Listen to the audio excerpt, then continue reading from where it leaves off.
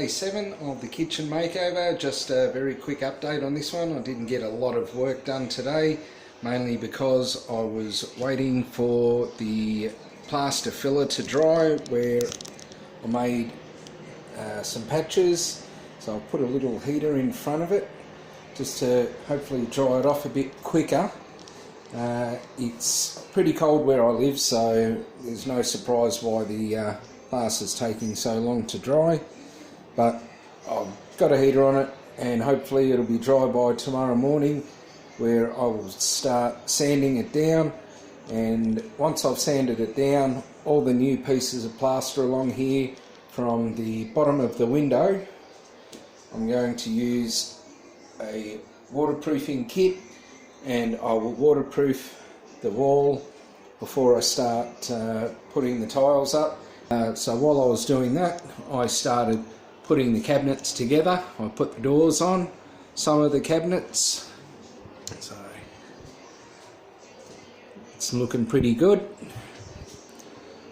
I put the doors on the corner cabinet here because when I start to put the bench top on, I need to gauge the overhang of the bench top from the doors. So from the edge of the door here, the bench top will be hanging over 25mm or 1 inch.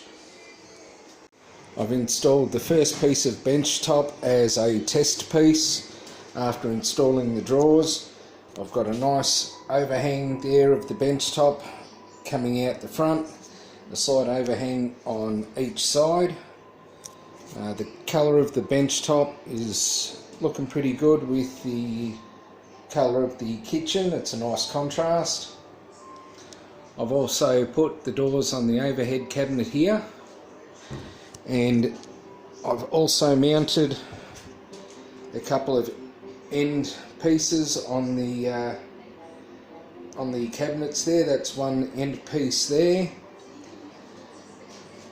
I thought I had one piece long enough to go across this set of drawers here, but from memory those set of drawers there were against the wall in the house that they came out of.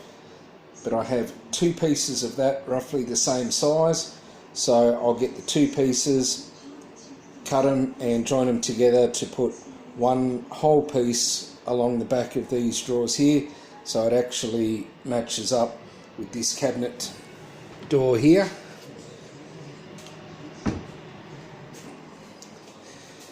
And I was wondering what I was going to do with this small piece of wall here once the stove and the range hood goes in.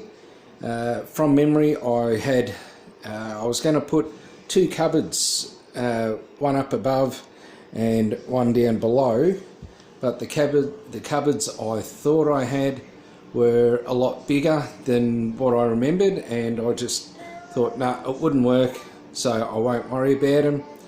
But as I was digging through the shed looking for something else, I found 2 other sets of cabinets that were smaller that I originally had planned to go in there and up there. So I'll cut those down tomorrow. They are a little bit too tall to go in the spots that I want, but I'll cut them down and fix them to the wall tomorrow, and it will actually tie the kitchen in a lot better rather than just having the open stove and an open range hood. So it'll actually be end capped with a couple of small cabinets, which again will give us a little bit more storage space. I've still got to mount the hot water controller somewhere about there, but I'll wait till I do all the waterproofing and sanding and all that sort of stuff first before I actually mount that. I know where the cable is, so I just got to make a small hole in the wall here and fix it to the wall. After I've done the sanding and the waterproofing along this wall here, I'll do the waterproofing out to meet the end of the kitchen bench, which is roughly 25mm past the edge of the cabinet there. You can see the line down the wall. That's where the end of the bench top is going to be. Once I've sanded everything down and done the waterproofing, then I'll actually start installing the bench tops along the main kitchen bench here. And I'll have a small piece left over to do the top of the cabinet that's going over here.